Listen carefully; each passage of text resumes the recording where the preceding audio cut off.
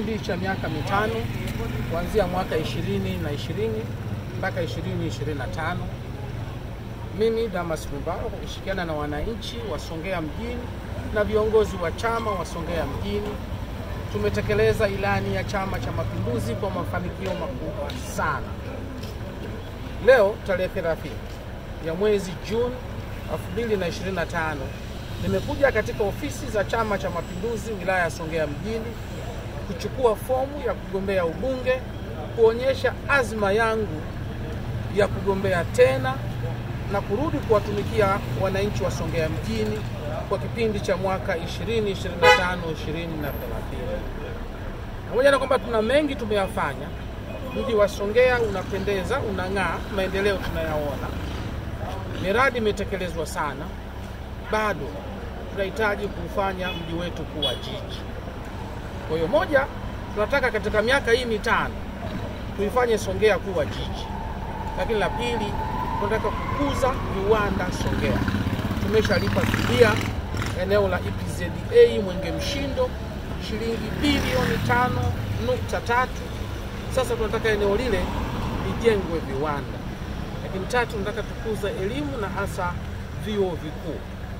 Tukifanya hayo kwa miaka hii mitano, tutabadilisha Songea yetu kuwa jiji katika nchi hii na Songea itapata mafanikio zaidi.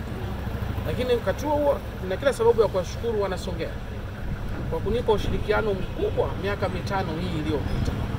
Ninaomba ushirikiano wangu katika miaka mitano ijayo tuweze kurudi kuleta maendeleo na ufanisi katika manispaa ya Songea.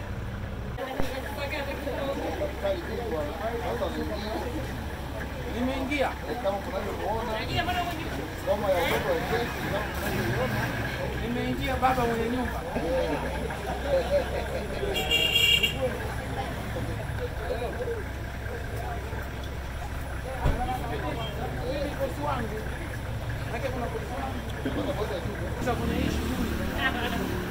Miaka yote ananisikiliza yeye. Tunaingia kwenda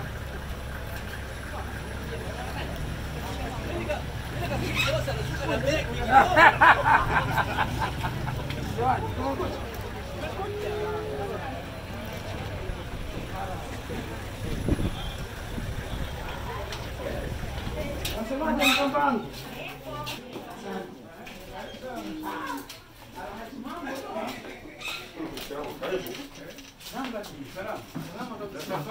Nashukuru Mungu. Karibu sana. Tumefika salama. Mama utakaa. Ndio. Na nikuvuta kwanza hivi. Salama. Karibuni sana. Karibuni. Kitabu cha wageni. Basi. Niandike hapa ndio tutapata nzuri.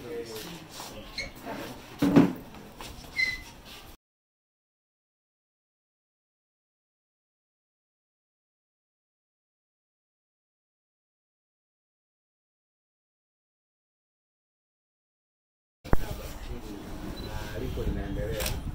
Kile tunaanza saa 2 mpaka saa 10 jioni. Lakini kama tulivyotoa maelekezo na matangazo, fomu yetu ya ubunge ni shilingi 500,000.